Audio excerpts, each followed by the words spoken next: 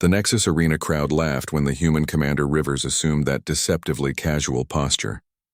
They didn't realize she had already computed the exact frequency that would shatter Crexon's crystalline matrix, the precise angle to pivot Gorath into Nathara, and the exact gravitational nuance to turn their arrogance into a 17-second humiliation.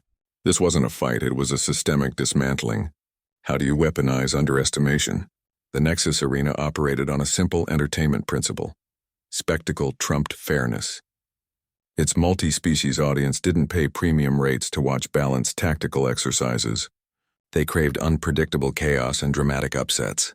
The arena's environmental systems delivered exactly that, shifting between gravitational extremes and holographic terrain generations faster than any biological nervous system could adapt. One moment, combatants faced methane-rich swamps that choked respiratory systems not equipped with filtration. The next, they'd be struggling under neutron star gravity that made even basic movement a tactical calculation. The designers considered these variables the main event, not the backdrop. Research into combat performance under variable conditions shows predictable patterns of degradation. Most species experience a 40–60% reduction in tactical decision-making speed when gravity shifts exceed 2 standard deviations from their homeworld norm. Holographic interference similarly disrupts spatial awareness and targeting precision. The arena exploited these vulnerabilities systematically, creating conditions where biological advantages could be nullified or reversed within milliseconds. Veteran fighters developed entire careers around minimizing these environmental disadvantages, treating the arena as an obstacle course to be endured rather than leveraged. They'd practice specialized stances for high-gravity sectors, develop breathing techniques for toxic atmospheres, memorize terrain generation patterns. The conventional wisdom suggested mastering survival first, offense second. This approach created fighters who viewed the environment as something to overcome rather than utilize. Their tactical framework centered on neutralizing the arena's effects long enough to engage their actual opponents. The spectacle became two combatants fighting the environment while occasionally attacking each other. Lily Rivers saw a different calculus entirely. Where others saw chaotic interference, she identified predictable system parameters.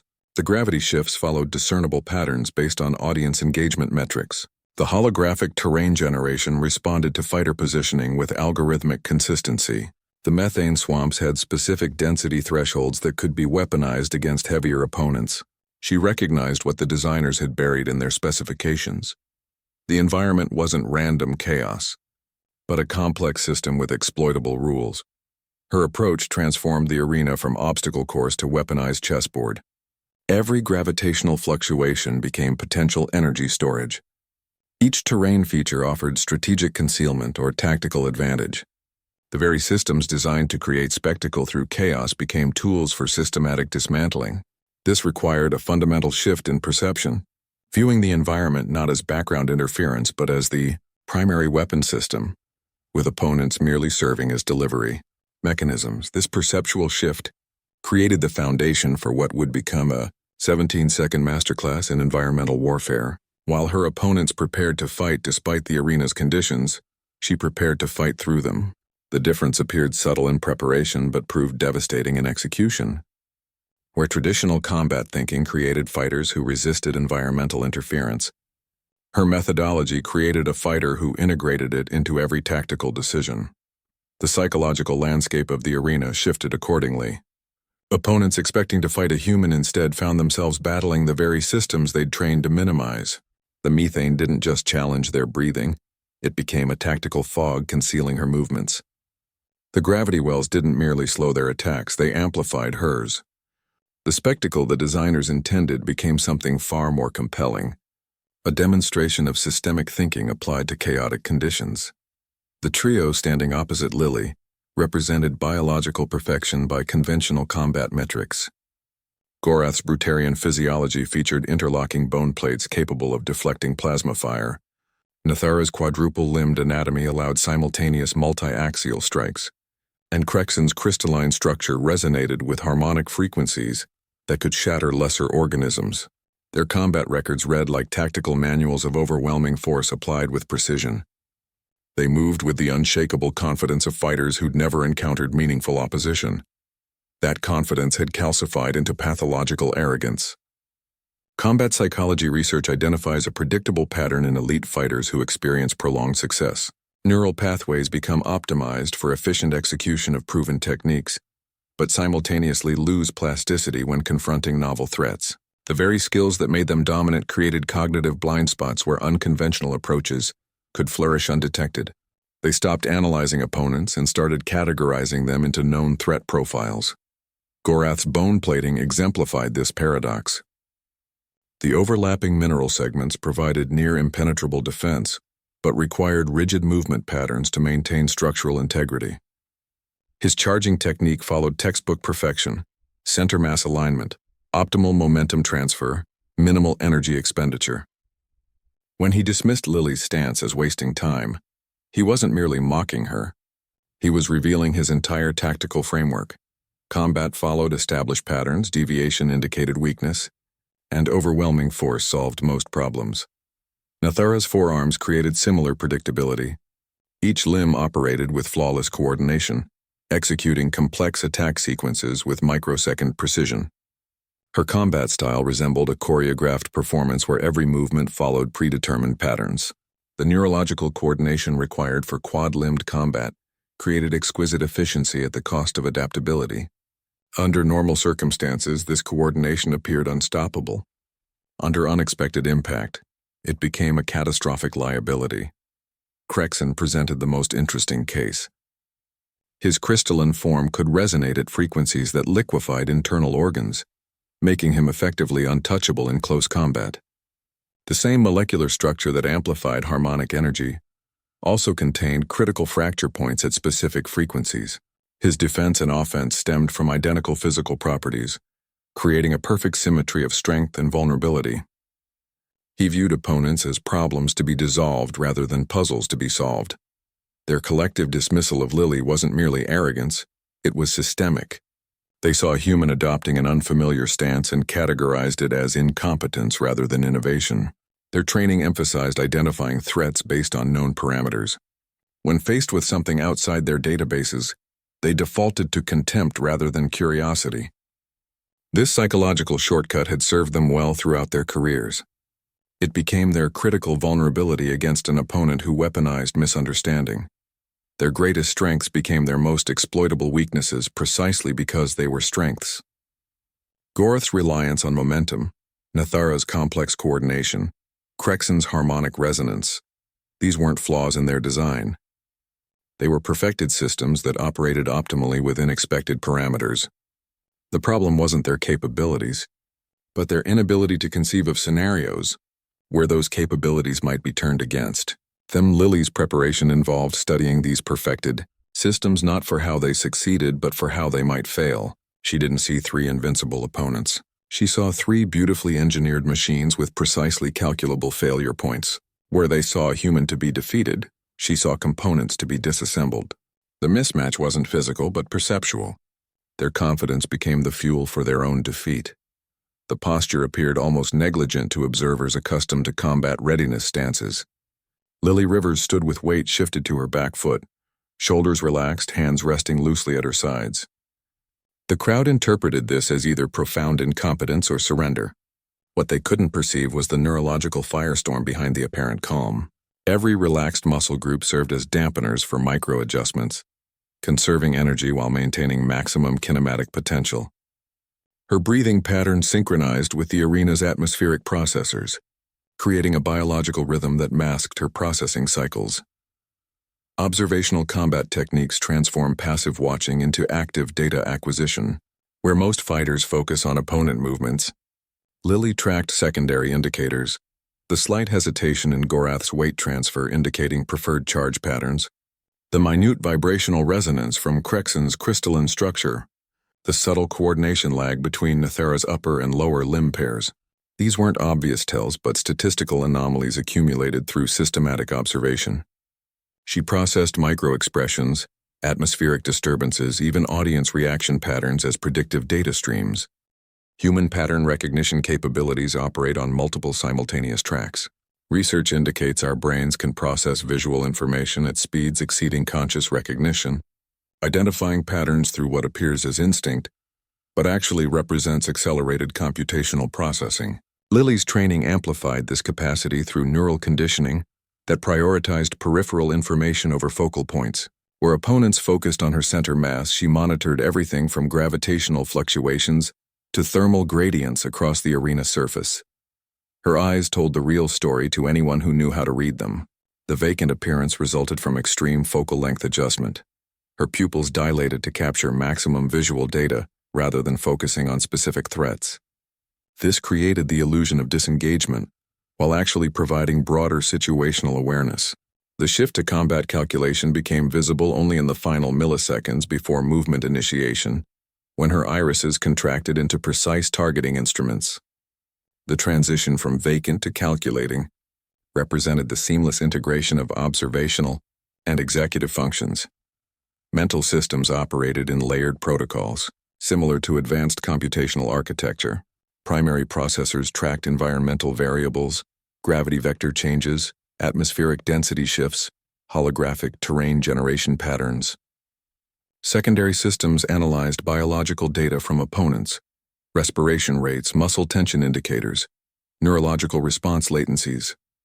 Tertiary systems integrated these streams with pre-combat intelligence, creating predictive models of probable attack sequences. The casual stance concealed this complex processing behind biological minimalism. The moment of combat initialization arrived not as a decision, but as a system completion. All data streams reached convergence points simultaneously. The gravitational field cycled to a specific vector favorable for her planned maneuver. Gorath's breathing pattern indicated imminent charge preparation. Nethera's limb positioning created optimal entanglement geometry. Crexon's resonance frequency entered a vulnerable harmonic window. These factors aligned within a 0.3-second window, creating the operational parameters for engagement. The stance was never passive observation. It represented predatory patience amplified through systematic processing. Conventional readiness stances consume energy through constant minor adjustments and tension maintenance. Her approach conserved resources while maximizing information acquisition. The apparent vulnerability became tactical advantage. Opponents revealed more against what they perceived as weak opposition. Their confidence grew in direct proportion to the intelligence she gathered. This methodology transformed combat from reactive response to predictive execution. She didn't wait for attacks to develop but initiated movement based on probabilistic modeling. The first step began not in response to Gorath's charge but in anticipation of it. The timing wasn't reaction but synchronization. Her systems had already calculated the exact moment his weight would shift forward. His center of mass would commit. His trajectory would become immutable. The posture that invited mockery became the foundation for systematic dismantling. Gorath's charge exemplified tactical perfection within conventional parameters. His initial acceleration converted mass into forward momentum with textbook efficiency, bone plates locking into optimal defensive configuration. The crowd anticipated the standard outcome: impact, structural compromise, follow-through. They'd witnessed this sequence hundreds of times across multiple combat circuits. The physics appeared straightforward. Mass times velocity equals force applied. What they failed to account for was directional modification. Kinetic energy redirection operates on principles better understood by physicists than combat specialists. Research into momentum transfer shows that controlled deflection requires approximately 80% less energy than direct opposition. Lily's micro-adjustment exploited this efficiency gap. Her foot placement exactly 18 inches from the predicted impact point wasn't evasion, it was recalibration. That specific distance represented the optimal pivot radius for her mass relative to his velocity and the arena's current gravitational coefficient. The calculation accounted for Gorath's biological constraints. Brutarian bone plating creates exceptional defensive capability at the cost of movement flexibility. The interlocking segments permit limited lateral adjustment once momentum commits to forward propulsion. This rigidity made his charge predictable both in trajectory and force application. He couldn't alter course significantly after the first 3 strides, becoming essentially a guided projectile rather than an adaptive combatant. Lily's pivot employed gravitational assistance from the arena's fluctuating field. The slight downward vector at that moment added minimal additional force to her rotation, just enough to achieve optimal deflection angle. Her movement resembled a matador's Veronica rather than combat evasion, minimal energy expenditure redirecting massive force. The contact point wasn't center mass but his left shoulder plate, creating rotational rather than linear deflection. The collision geometry transformed Gorath from attacker into projectile. His own momentum continued unabated, now directed toward Nathara's position. The quadrupedal combatant had established her stance based on anticipated combat spacing, expecting to engage after initial impact. Her tactical planning assumed Gorath would either neutralize the threat or create openings through conventional engagement. The possibility of her teammate becoming an involuntary weapon hadn't entered her calculations. Nathara's quad-limb coordination worked perfectly against expected threats. Her upper arms prepared to engage Lily while lower arms maintained defensive positioning. This distribution became catastrophic when confronted with 400 pounds of redirected Brutarian. The impact point struck precisely where her limb coordination split between offensive and defensive postures, exploiting the microsecond delay in integrated response. The entanglement resulted from physics rather than intent. Gorath's bone plates caught against Nathara's armored limbs with mechanical inevitability. Their combined mass created a tangled center of gravity that defeated coordinated recovery. Research on multi-limb coordination under impact shows catastrophic failure points when unexpected force vectors intersect limb synchronization zones. Nathara's exquisite control became multiple failure points instead of multiple advantages. The crowd witnessed not combat, but physics demonstration. Kinetic energy conservation transformed aggression into liability. Gorath's perfect charge became perfect disaster through minimal intervention. The arena's environmental systems amplified the effect. Slightly reduced gravity extended the uncontrolled trajectory. Holographic terrain provided no purchase for recovery. What appeared as defensive evasion revealed itself as offensive redirection. The resolution demonstrated systemic thinking applied to biological constraints. Lily didn't stop Gorath's charge. She upgraded it from single-target attack to multi-target disruption. His mass and velocity remained constant throughout the interaction, merely serving a different tactical objective. The weaponization of momentum created two incapacitated opponents through one economical movement. This opening maneuver set the pattern for the remaining seconds. It established that conventional strength would be used against itself, that biological advantages contained inherent vulnerabilities, and that the environment would amplify every miscalculation. The entanglement wasn't merely physical constraint but psychological. Shock, their understanding of combat physics, had been invalidated in 3 seconds. Nathara's poised position represented the pinnacle of multi-limb combat sophistication. Her forearms extended in precise defensive-offensive configuration, each joint angled for optimal response time, each muscle group calibrated for instant activation. The stance allowed simultaneous blocking, striking, and terrain awareness, a biological marvel of tactical preparation. Observers expected this coordination to provide unmatched adaptability against any conventional attack. The problem emerged when conventional physics ceased to apply. Her agility systems operated on predictable threat parameters. Neural pathways optimized for responding to directed attacks, not unexpected mass collisions. Research into multi-limb coordination under stress reveals critical failure points when impact vectors deviate from anticipated angles. The neurological synchronization that enables complex movement becomes liability when forced to process contradictory physical inputs simultaneously. Nathara's systems expected combat, not physics demonstration. Gorath's mass presented an unsolvable equation. 400 pounds of Brutarian bone plating traveling at combat charge velocity generated momentum that exceeded any limb-based stopping capacity. The force calculation wasn't about strength but simple physics. Deceleration requires either distance or equal mass. Nathara had neither. Her positioning assumed she would control engagement spacing, not become impact destination. The entanglement occurred through mechanical inevitability rather than error. Gorath's shoulder plates caught Nathara's forward arms at the junction where offensive and defensive positioning met. The impact torque twisted limbs into unnatural angles, armor segments interlocking like puzzle pieces forced together by irreversible momentum. Her lower arms attempted corrective action but encountered Gorath's continuing forward motion, creating secondary entanglement points. The result resembled a biological knot tightening under its own struggling. Coordination breakdown under stress follows predictable degradation patterns. Neurological signals that normally create fluid limb movement become confused when multiple limbs receive conflicting physical feedback. Nathara's systems attempted to execute standard disengagement protocols, but encountered physics that ignored biological programming. Each movement to free one limb tightened another's constraint. The more she struggled, the more completely the entanglement secured itself.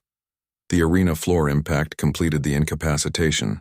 Reduced gravity extended their uncontrolled trajectory, providing just enough time for the entanglement to achieve maximum complexity before collision. The impact dispersed remaining kinetic energy through their tangled forms, creating multiple pressure points against joint limitations. Research shows that multi-limb species experience proprioceptive shock when limbs become immobilized in unfamiliar configurations. The psychological disorientation often exceeds the physical constraint. Nathara's greatest advantage became her most critical vulnerability. 4 limbs provided more entanglement points than 2. Advanced coordination created more complex failure modes. Specialized armor added more surfaces for mechanical locking. The very features that made her formidable against standard attacks became liabilities against unconventional physics. Her systems were optimized for winning fights, not surviving collisions.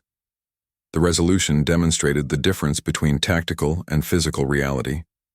Nathara hadn't been defeated by superior combat technique, but by superior understanding of biomechanical limitations. Her agility remained theoretically intact but practically inaccessible. The entanglement used her own biological advantages to create constraints no amount of training could overcome. She became a participant in her own immobilization. This second incapacitation in under 5 seconds established the operational pattern. Biological perfection contained inherent vulnerabilities when confronted with systemic thinking. Strength became weakness through precise application of physics. The remaining opponent now faced not just a combatant, but a demonstration of fundamental principles weaponized. Crexon's crystalline form presented different challenges entirely, but the methodological approach remained. Consistent Crexon's crystalline structure represented the ultimate expression of mineral-based combat. Superiority, diamond-hard, latticework capable of deflecting plasma and resonating with devastating harmonic frequencies. His attack pattern appeared unstoppable under the arena's current low-gravity configuration, allowing fluid movement that defied his mass while amplifying his resonance projection. The frequency-based assault should have been unavoidable, capable of liquefying organs or shattering bone at molecular levels. Conventional defenses proved useless against vibrations that bypassed armor to attack biological structures directly. The principle of harmonic resonance in materials reveals that crystalline perfection contains inherent vulnerabilities. Every atomic lattice possesses specific frequencies where vibrational energy amplifies rather than dissipates, creating standing waves that stress molecular bonds beyond tolerance. Research into crystalline fracturing demonstrates that precisely calibrated vibrations can collapse structures that withstand massive physical impact. The same hardness that provides defensive superiority creates acoustic fragility at exact harmonic intervals. Lily's preparation involved 16 months of studying silicate lifeforms. After her experience with crystalline threats during the Kepler incident, her analytical approach integrated material science with combat strategy, examining resonance patterns across multiple crystalline species. She developed calibration techniques for identifying critical frequencies through subtle vibrational feedback during opponent movement. This systematic study transformed apparent invulnerability into calculable vulnerability. The frequency calculation required real-time adjustment for arena conditions. Atmospheric density, gravitational fluctuations, and even audience noise created interference patterns affecting resonance transmission. Her neural processing accounted for these variables, compensating for signal degradation while maintaining precise harmonic targeting. The final calculation represented not a single frequency but a modulated waveform optimized for Crexon's specific crystalline matrix under current environmental conditions. The strike itself appeared deceptively simple, a palm strike to Crexon's thoracic lattice at precisely the angle and velocity to transmit the calculated frequency. The contact point wasn't chosen for impact force but for optimal vibrational transfer through crystalline pathways. The movement incorporated gravitational assistance from the arena's fluctuating field, using minimal energy to achieve maximum resonance effect. What seemed like a light touch carried devastating acoustic payload. The internal fracturing began instantly. Hairline cracks propagated along crystalline planes following natural fault lines within the molecular structure. The high-pitched whine emitted signaled catastrophic resonance as vibrational energy, amplified beyond structural tolerance. Crexon's formidable defenses became amplification chambers for his own destruction, turning hardness into brittleness through precise frequency application. The resolution demonstrated internal defeat through external precision. No visible damage appeared initially beyond the spreading fracture patterns, but internal structural integrity collapsed completely. The crystalline being that could withstand artillery fire succumbed to specifically tuned vibrations. His resonance ability, normally an offensive weapon, became the mechanism of his own, dismantling when frequencies aligned, against rather than for him. This third incapacitation completed the systematic demonstration. Physical strength, multi-limb coordination, and resonant defense, three apex biological advantages, each fell to calculated application of physics rather than superior force. The arena's environmental systems, initially perceived as obstacles, had facilitated each takedown through gravitational assistance and acoustic propagation. The transition to environmental exploitation became the final demonstration of systemic superiority. The Nexus Arena's Level 5 battlefield presented what most combat specialists viewed as a minefield of disadvantages. Variable gravity zones shifted unpredictably between standard, low, and high gravitational fields across different platforms and bridging sectors. Multiple tiered structures created complex vertical challenges, while holographic terrain generators added visual interference. Conventional training treated these elements as obstacles to minimize or navigate carefully. Fighters developed cautious movement patterns and defensive postures to avoid being caught mid-maneuver during gravity transitions. Human adaptation to variable gravity reveals interesting neurological advantages. Research shows our species possesses exceptional vestibular plasticity compared to many galactic counterparts.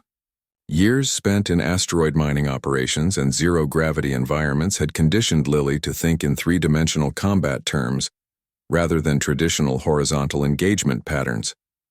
Where others saw disorienting shifts, she identified potential energy reservoirs and tactical shortcuts. The arena became not an obstacle course but a toolkit of gravitational multipliers. Lily's movements demonstrated systematic exploitation of gravitational nuances. Her transition into the low-gravity zone transformed a standard sprint into a controlled flight path, using minimal propulsion to achieve maximum aerial coverage. The maneuver bypassed conventional engagement distances, allowing her to reposition while opponents adjusted to the gravity shift. This wasn't evasion but tactical translocation using environmental physics as propulsion system. Specific zone transitions became orchestrated components of her assault. She timed her strikes to coincide with gravitational fluctuations, adding vector forces to her movements without expending additional energy. A strike initiated in standard gravity gained unexpected velocity when completed in reduced gravity. Defensive maneuvers acquired enhanced effectiveness when gravity increased during execution. Each transition point served as force amplifier rather than disruption. The final disassembling strike incorporated multiple gravitational phases. She initiated movement in standard gravity to build momentum, transitioned through low gravity for accelerated trajectory, and completed impact during a brief high-gravity window that added devastating force to the strike. The sequencing required precise timing of both her movements and the arena's cycle patterns. What appeared as fluid combat actually represented perfect synchronization with environmental systems. Environmental mastery functioned as tactical force multiplier. The variable conditions that hampered opponents became assets through systematic application. Gravity shifts that disrupted biological equilibrium provided additional kinetic energy. Multi-tiered structures created alternative angles of approach. Holographic interference concealed movement patterns rather than hindering them. The battlefield transformed from challenging terrain to optimized combat environment. This approach required fundamental perceptual shift. Most fighters viewed the arena as external challenge to overcome. Lily integrated it as component of her tactical system. The environmental variables became extensions of her combat methodology rather than obstacles to it. This integration created combat effectiveness that exceeded her biological capabilities through Physics-assisted execution, the resolution, demonstrated that environmental factors only become disadvantages when viewed as external to combat strategy. Once integrated into tactical planning, they provide capabilities unavailable through pure biological performance. The arena's systems, designed to create spectacle through chaotic challenge, instead created spectacle through demonstrated mastery. The variable conditions became the medium through which superior understanding expressed itself. The aftermath revealed the psychological impact of this demonstration. Opponents accustomed to evaluating biological threats found themselves defeated by environmental manipulation. Their training had prepared them for combat against other warriors, not collaboration with battlefield systems. The force multiplier effect created capability beyond what either fighter or environment could achieve. Separately, the Academy's illicit betting network operated on collective assumptions rather than individual insight. Initial odds of 21 against Lily reflected statistical models based on rank and species capability assessments.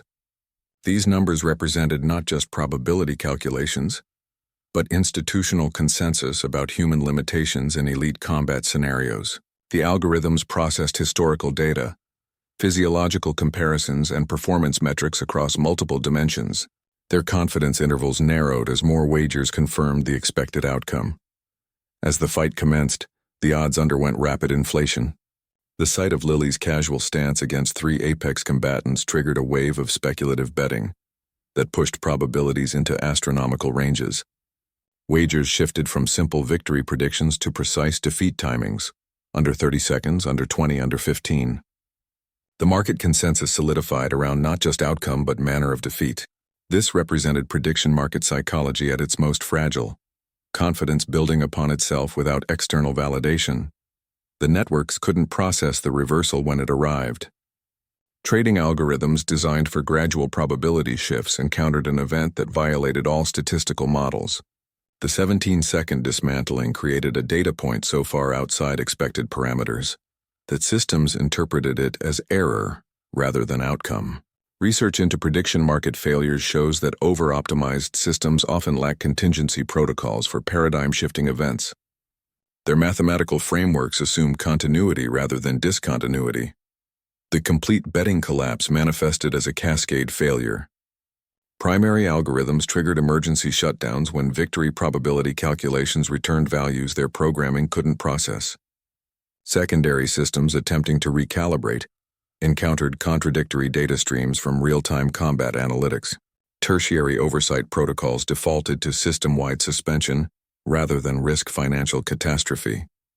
The infamous blue screen error represented not technical failure, but conceptual limitation. Psychological impact on observers manifested as cognitive dissonance.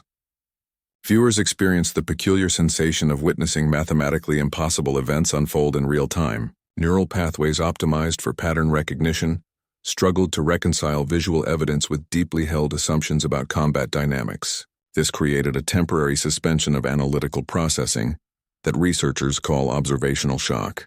The mind requires recalibration time when fundamental axioms prove false. Economic ramifications extended beyond immediate financial losses.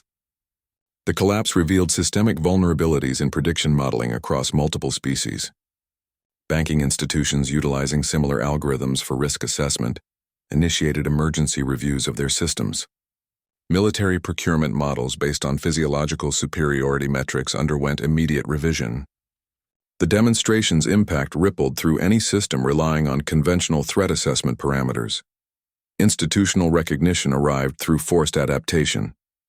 The Academy's Tactical Analysis Division, which had initially dismissed the event as statistical anomaly, gradually acknowledged its revolutionary implications. Their report shifted from explaining why the outcome couldn't happen to analyzing how it did. This represented a fundamental shift from probability-based thinking to capability-based assessment. The market collapse became diagnostic tool rather than catastrophe. The resolution transformed the betting disaster into measuring instrument. The very completeness of the system failure demonstrated the completeness of the tactical revolution. Markets that easily absorb minor upsets and moderate surprises completely collapse when confronted with paradigm-shifting events. The blue screen wasn't malfunction, it was accurate. reflection of obsolete frameworks meeting irreconcilable reality. This financial and conceptual meltdown set the stage for broader philosophical reassessment. When probability models fail so completely, they force re-examination of the assumptions underlying those models.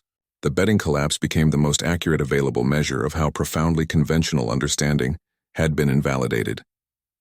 The systems weren't wrong about the odds, they were wrong about reality. The Kepler incident's classification meant official records showed only a sanitized notation, sole survivor. That bureaucratic understatement concealed the foundational experience that created this moment's tactical architecture. Surviving impossible odds against 47 comrades who didn't return required more than luck or skill. It demanded systematic reinvention of combat philosophy itself. The trauma became curriculum, the failures became lesson plans, and the near catastrophe became blueprint for a new approach to survival. Trauma-informed tactical development operates differently from standard military training. Where conventional programs build upon existing strengths, post-traumatic systems prioritize mitigating catastrophic failure points. Research into adaptive combat integration shows that survivors of extreme events develop heightened situational awareness and pattern recognition as defensive mechanisms.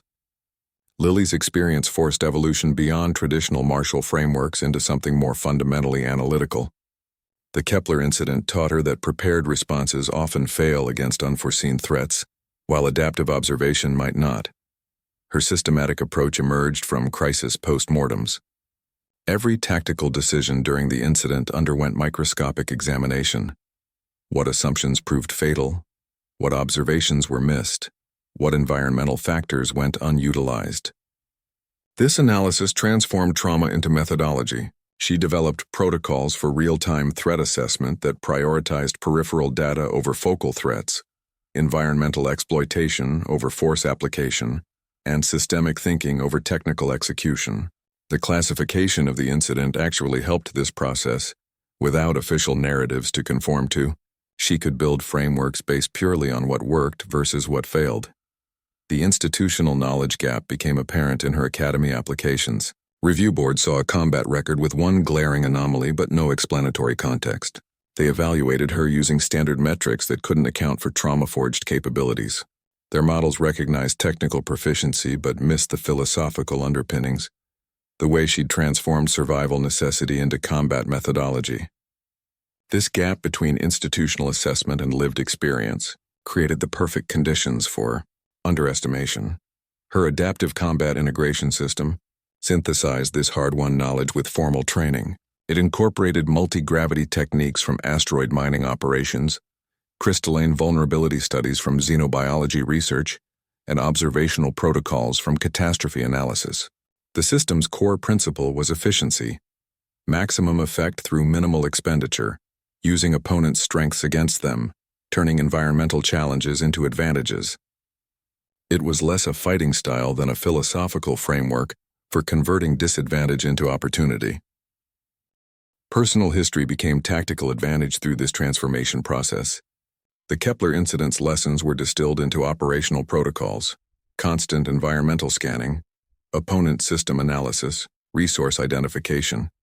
What appeared as casual observation was actually systematic threat assessment, refined through traumatic experience. The stance that seemed so unprofessional to observers represented the optimal position for maintaining awareness while conserving energy. It was the physical manifestation of lessons learned through failure. The institutional blind spot regarding trauma-informed development created the perfect demonstration conditions. Instructors saw technical deficiencies where actually existed philosophical differences. They evaluated her against standards she'd deliberately moved beyond. This mismatch between assessment criteria and actual capability allowed the demonstration to achieve maximum impact. Had they understood her background better, they might have anticipated unorthodox approaches. The classification that concealed her trauma also concealed her innovation. The resolution showed how personal history can become operational advantage when properly processed.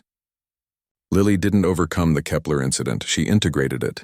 The trauma became part of her tactical methodology rather than something to recover from.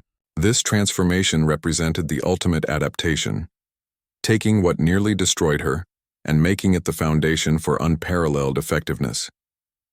The 17-second dismantling wasn't just a victory, but the physical expression of survival wisdom. This historical context set the stage for the instructional moment about to unfold. The demonstration needed witnesses who understood combat but not adaptation, who recognized technique but not philosophy. The gap between their institutional knowledge and her lived experience created the perfect pedagogical conditions. What they were about to receive wasn't just a combat lesson but a demonstration of how catastrophe can be refined into capability. Warlord. Tain observed from the instructor's platform with the weary posture of someone who'd seen every combat variation the galaxy could produce. His initial assessment of Lily Rivers had been professional, detached, and fundamentally wrong. He'd categorized her alongside hundreds of other unconventional fighters who attempted to compensate for biological limitations through unorthodox techniques. The Academy's chief combat instructor expected interesting failure, not tactical revelation. His experience had taught him to recognize coiled potential beneath relaxed exteriors, but even his trained eye underestimated the systematic precision behind the apparent casualness. The silence following the demonstration spoke volumes about institutional blind spots. Research into paradigm shifts in military doctrine shows that transformative innovations often appear incomprehensible until experienced directly.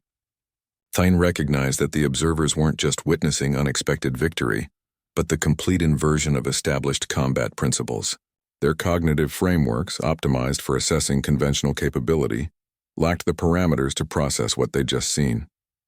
This created the peculiar atmospheric tension of people confronting the impossible, while their brains scrambled for updated reference points. His measured dissent from the platform and slow applause signaled more than approval. It represented institutional recalibration in real time.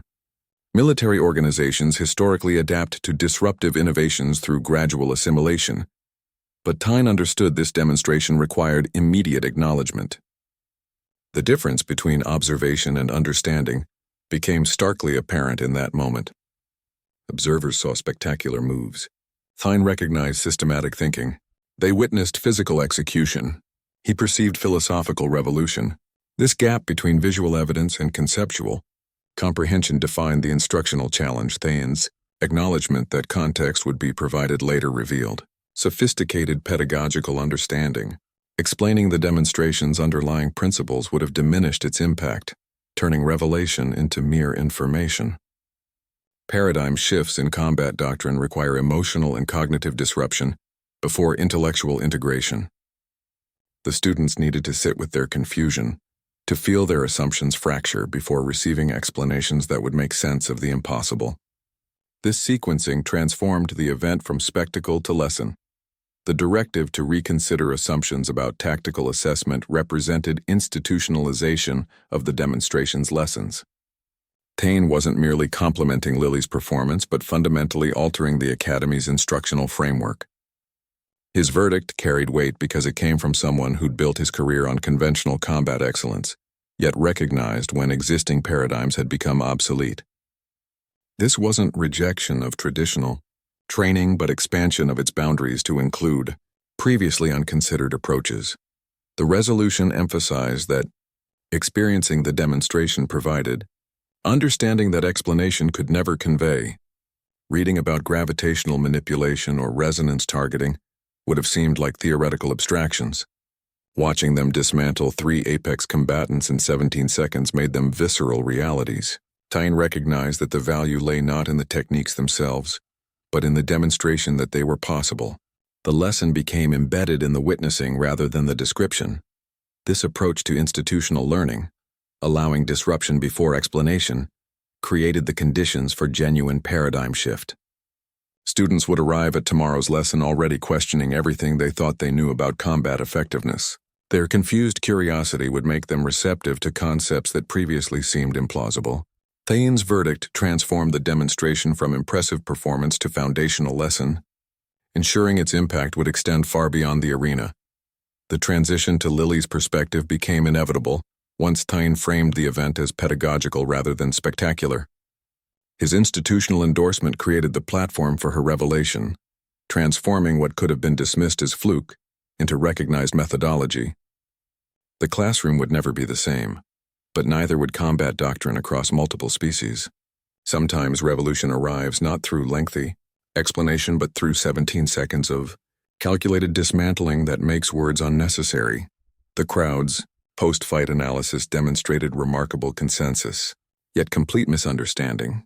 Spectators debated whether Lily's gravitational pivot or crystalline resonance strike represented the most spectacular moment, completely missing the underlying systematic thinking. Their fascination with individual techniques revealed the fundamental perceptual gap between witnessing execution and understanding methodology. They saw dazzling moves rather than integrated strategy, brilliant improvisation rather than calculated implementation. This misperception mirrored the trio's initial error, but with different consequences. Where opponents underestimated capability, observers underestimated coherence. Observational systems in combat operate through layered data processing, rather than singular focus. Special Forces methodology emphasizes peripheral awareness and pattern recognition over threat fixation. Lily's approach transformed standard observational protocols into comprehensive analytical frameworks. Her system processed gravitational fluctuations, opponent biomechanics, and environmental variables as interconnected data streams rather than separate challenges. This integrated perception transformed the battlefield from collection of obstacles into unified tactical landscape. Human cognitive processing in high-stress situations reveals adaptive advantages when properly channeled. Research shows our neural pathways can maintain analytical function under extreme duress through pattern recognition prioritization. Lily's training amplified this capability through protocols that converted stress into observational focus. The casual stance facilitated this processing by minimizing energy expenditure on physical readiness, redirecting resources to information analysis. What appeared as disengagement actually represented maximal cognitive engagement with the environment. The difference between technique and methodology became the demonstration's core lesson. Techniques represent specific physical applications, a particular strike, block, or evasion. Methodology constitutes the philosophical framework, guiding technique selection and application. The trio employed advanced techniques within conventional methodology. Lily employed basic techniques within revolutionary methodology. This distinction explained how simple movements achieved devastating effects. They weren't merely executed, but contextually optimized. Adaptive combat integration comprised multiple, interconnected components. Situational analysis protocols continuously processed environmental variables and opponent behaviors. Predictive modeling generated probable attack sequences based on biological constraints and observed patterns. Resource identification cataloged available tactical assets from gravitational conditions to structural features. Execution systems translated analyses into minimally sufficient responses. These components operated simultaneously, creating real-time combat calculus that appeared instinctual, but was systematically derived. The system's effectiveness stemmed from its holistic integration rather than individual components. Each element reinforced the others. Environmental awareness informed predictive modeling, which guided resource utilization, which determined execution parameters. This created operational synergy, where the whole significantly exceeded the sum of its parts.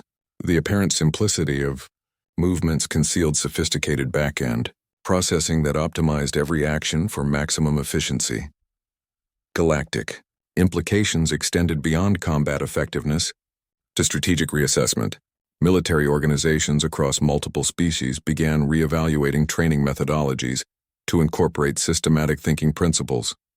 The demonstration proved that biological advantages could be systematically neutralized through cognitive superiority.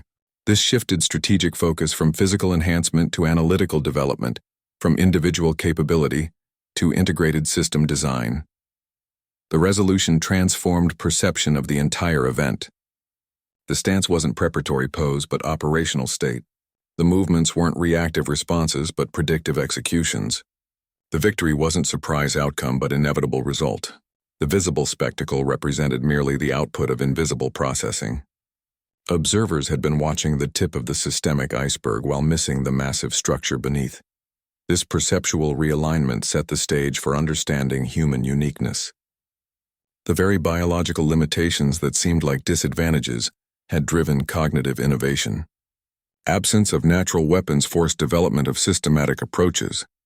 The stance that seemed so unremarkable became the physical manifestation of this evolutionary adaptation. What appeared as casual posture was actually structured observation protocol, refined through necessity. The galactic perspective on human physical limitations reads like a catalog of deficiencies.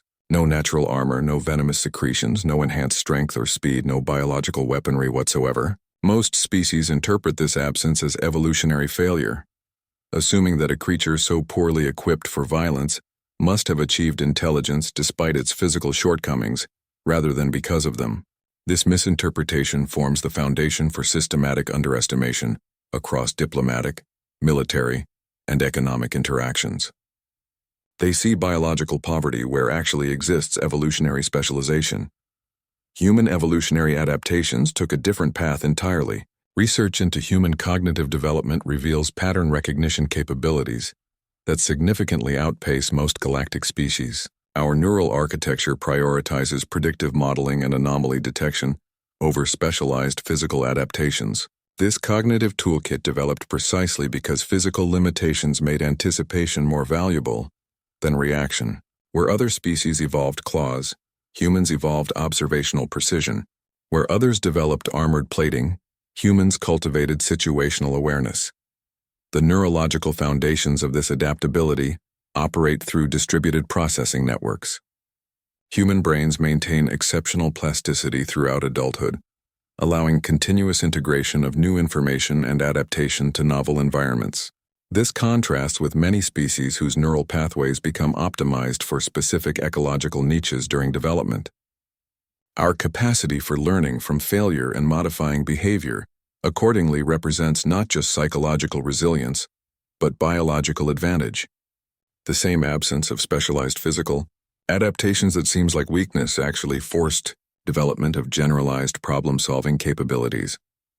Strategic implications extend far beyond combat effectiveness. Human approaches to conflict resolution, innovation, and exploration all reflect this cognitive flexibility.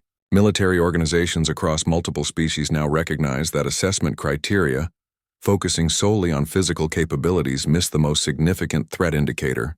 The demonstration forced reevaluation of how advantage is measured and what constitutes true combat readiness. Biological superiority means little against opponents who transform your strengths into vulnerabilities through systematic analysis.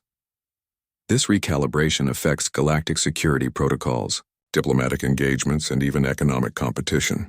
Institutions that previously emphasized physical prowess in their evaluation metrics now incorporate cognitive flexibility assessments. The realization that underestimation itself can be weaponized has transformed strategic thinking across multiple domains.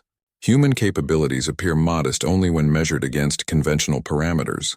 When evaluated for adaptive innovation, they become formidable. The resolution demonstrates how biological limitation can drive cognitive innovation through evolutionary pressure. Humans didn't develop superior pattern recognition despite physical limitations, but because of them.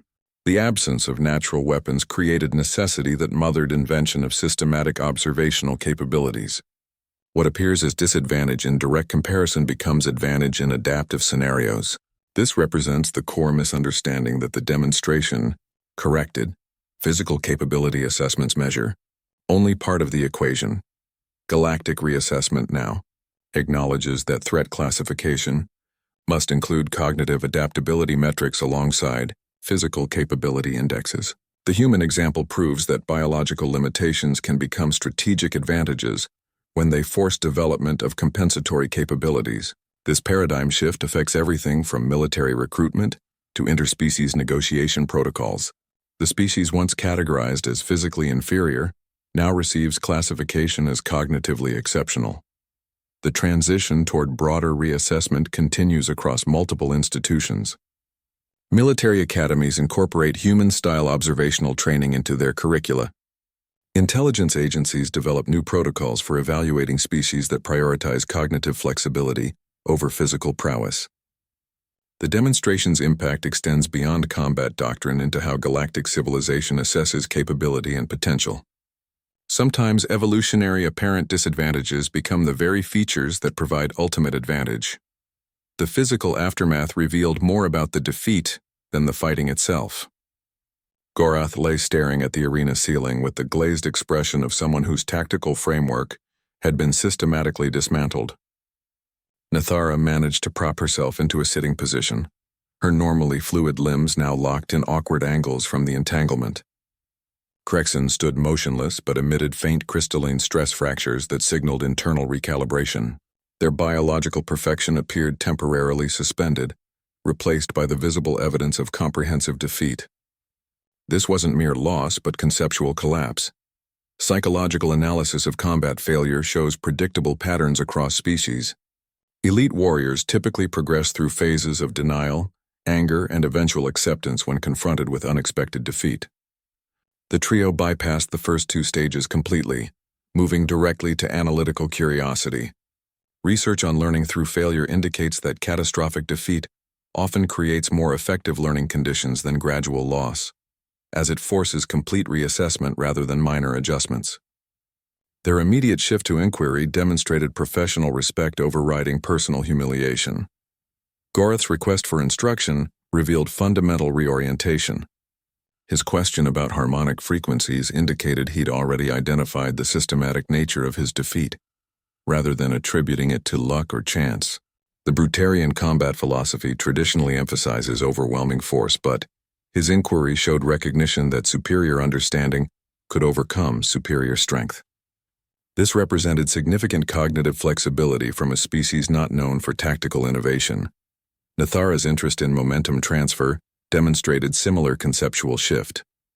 Her quadrupedal combat style relied on precise coordination, but the entanglement had revealed vulnerabilities in her approach to physics-based threats.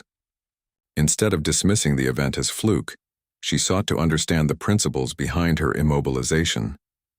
This willingness to examine failure rather than rationalize it indicated advanced learning capability despite her initial arrogance. Crexon's resonance question completed the pattern. Crystalline beings typically view their structural vulnerabilities as classified information rather than learning opportunities. His openness about seeking understanding of his own fragility signaled unprecedented professional humility. The faint vibrational patterns from his damaged form suggested he was already attempting to replicate the frequency calculation that defeated him. Their collective shift from mockery to inquiry illustrated the demonstration's profound impact. The expected anger and frustration never materialized, replaced by genuine curiosity about the systematic thinking behind their defeat. This transformation occurred because the victory was too comprehensive to attribute to luck and too elegant to dismiss as fluke. The sheer mathematical precision of their dismantling forced analytical rather than emotional response. Lily's explanation about underestimation being humanity's greatest weapon provided the philosophical framework for their defeat.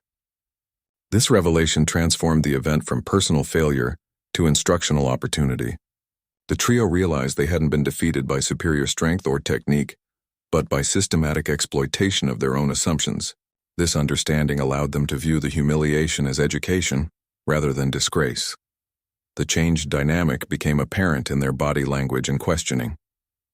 Postures shifted from defensive to receptive, questions moved from challenging to curious, and attention focused on understanding rather than justifying. This transformation demonstrated professional maturity that transcended species differences. They recognized they were witnessing not just new techniques but new combat philosophy. Defeat became the beginning of understanding through this conceptual shift. The very completeness of their loss created ideal learning conditions by eliminating any possibility of self-deception about what occurred. There were no ambiguous moments to reinterpret, no controversial decisions to debate, just 17 seconds of incontrovertible systemic dismantling. This clarity forced growth where partial defeat might have permitted excuses. The institutional impact began with this personal transformation.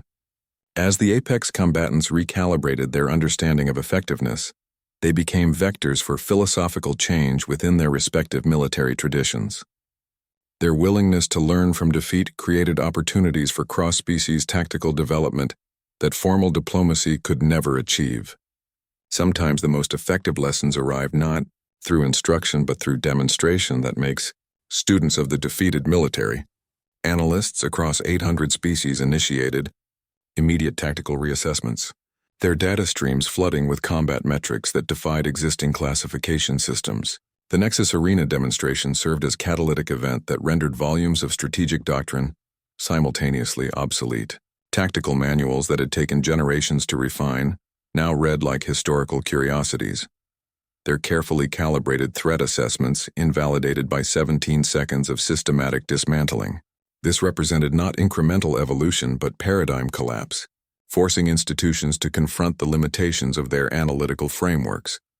Historical military doctrine evolution typically follows gradual patterns of adaptation and refinement. Organizations integrate new technologies and tactics through controlled testing and phased implementation. The demonstration's impact bypassed these conventional pathways, creating immediate necessity for comprehensive reassessment. Research into organizational adaptation shows that military institutions respond most effectively to disruptive innovations when they acknowledge, rather than resist, paradigm shifts. The completeness of the tactical revolution forced this acknowledgement across multiple species simultaneously. The shift from physical to cognitive assessment criteria redefined threat evaluation parameters. Traditional metrics emphasizing strength, speed, and biological advantages were supplemented with analytical flexibility indices and adaptive response measurements. Human combatants specifically required new evaluation frameworks that accounted for observational capabilities and systematic thinking. The demonstration proved that physical superiority could be systematically neutralized through cognitive advantages, making traditional assessment methods incomplete at best and dangerously misleading at worst. New evaluation parameters emphasized capabilities previously considered secondary or incidental. Pattern recognition speed, environmental integration efficiency, and predictive modeling accuracy became primary assessment criteria. Military academies developed testing protocols that measured adaptability under variable conditions rather than performance in standardized environments. This represented fundamental reorientation from evaluating what fighters could do to assessing how they thought about doing it. The cognitive component became recognized as decisive factor rather than supplementary attribute. Long-term implications extended beyond combat training to strategic policy and interspecies relations. Galactic security protocols underwent revision to account for species previously classified as non-threatening due to physical limitations. Diplomatic engagements incorporated new awareness of cognitive capabilities that might offset conventional military disadvantages. The demonstration changed strategic calculus by proving that apparent weakness could conceal significant threat potential when combined with systematic thinking and adaptive innovation. The resolution demonstrated how single events can catalyze widespread institutional change when they reveal fundamental flaws in existing frameworks. Military organizations across multiple species recognized that their assessment methods had been measuring the wrong capabilities. This acknowledgement forced comprehensive reevaluation of not just human combatants but all species previously categorized based primarily on physical attributes. The paradigm shift extended beyond combat effectiveness to how galactic civilization evaluates potential and capability. This transformation of strategic thinking represented the demonstration's most significant impact. The victory itself was impressive but temporary. The recalibration of galactic military doctrine would influence interspecies relations for generations. Institutions that had relied on traditional threat classifications now developed more nuanced approaches that accounted for cognitive flexibility and adaptive capabilities. The lesson extended beyond the arena to how civilizations assess and respond to potential threats.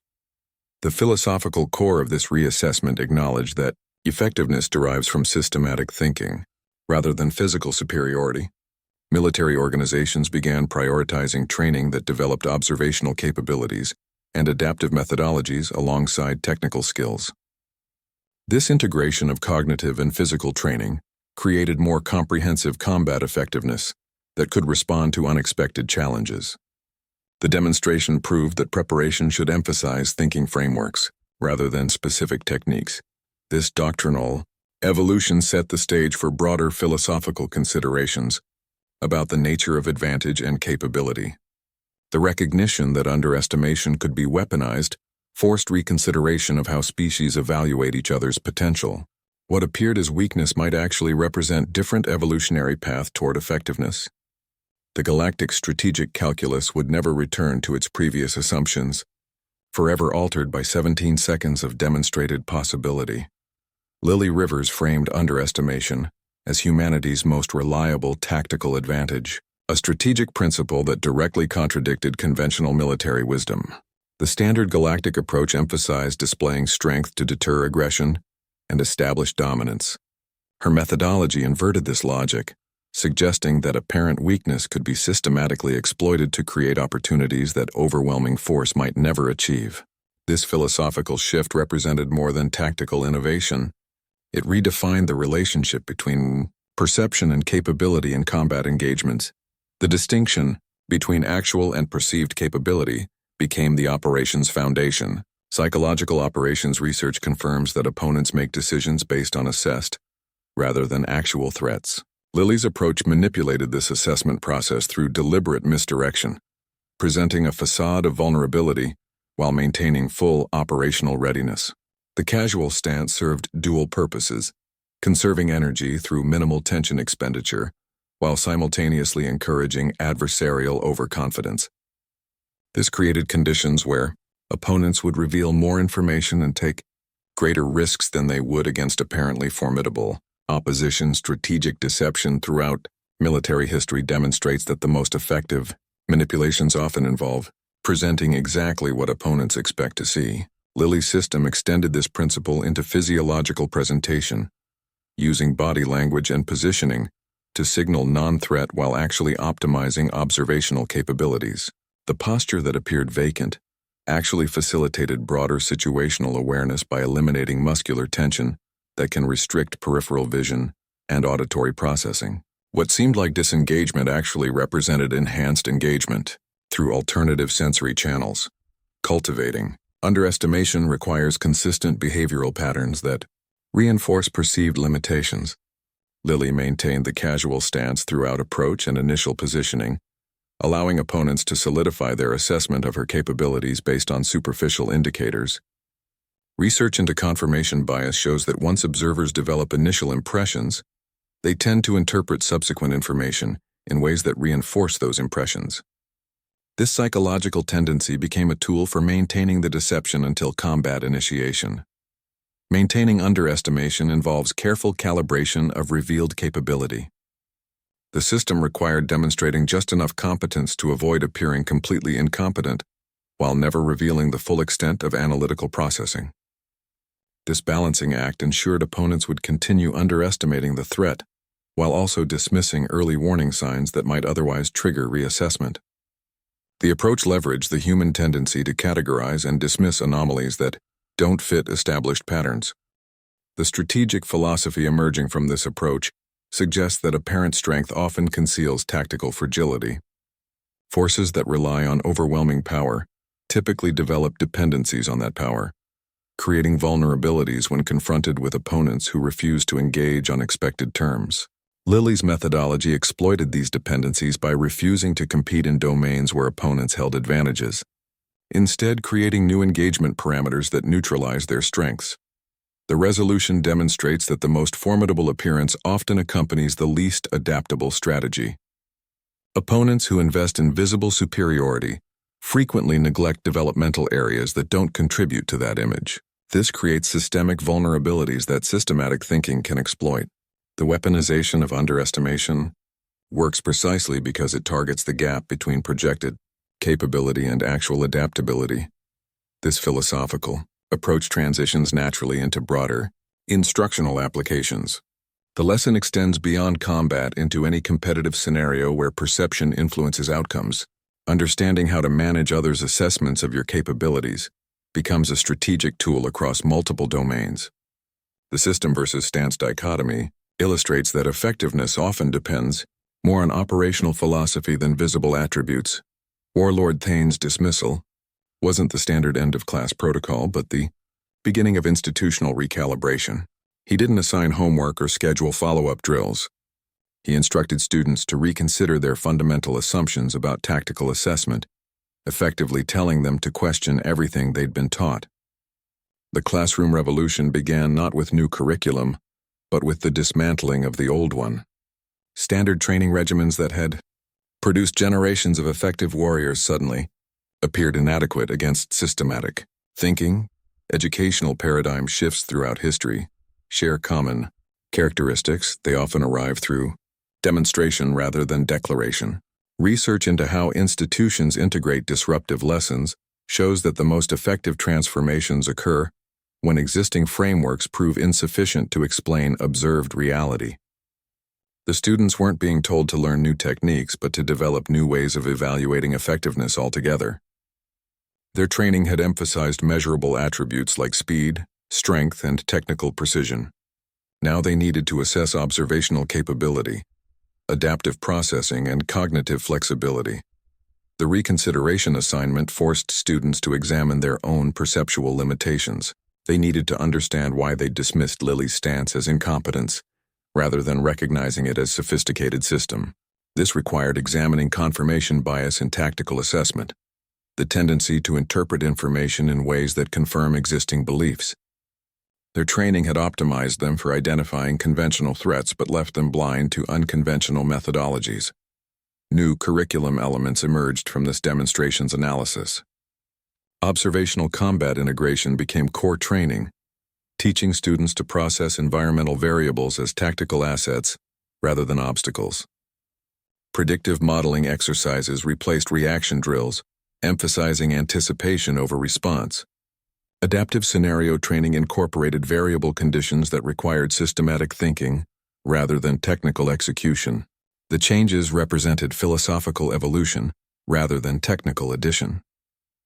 These curricular adjustments extended beyond combat instruction to strategic studies and interspecies relations. Courses on threat assessment incorporated cognitive evaluation metrics alongside physical capability analysis. Diplomatic training included modules on perception management and strategic underestimation. The demonstration's impact radiated outward from the arena. Through every department that dealt with capability evaluation, the lasting impact manifested in how students approached problems, rather than which techniques they mastered. They began looking for systemic solutions rather than technical answers, considering environmental factors as operational components rather than external challenges. This shift in perspective proved more valuable than any specific skill development, creating warriors who could adapt to unexpected situations, rather than simply executing prepared responses. Learning began where the fighting ended because the demonstration created optimal pedagogical conditions. The students had experienced conceptual collapse. Their understanding of combat effectiveness had been proven incomplete. This created intellectual openness that lectures could never achieve. They arrived at reconsideration not as academic exercise but as necessary recalibration. The classroom revolution demonstrated that sometimes education requires first demonstrating the limitations of existing knowledge. The most effective lessons create the questions before providing the answers. By showing students what they didn't know, the demonstration created ideal learning readiness. Their confusion became educational asset rather than obstacle. This approach to institutional learning, allowing experience to precede explanation, created deeper integration of new concepts. Students developed personal investment in understanding what they'd witnessed, making them active participants in their own education.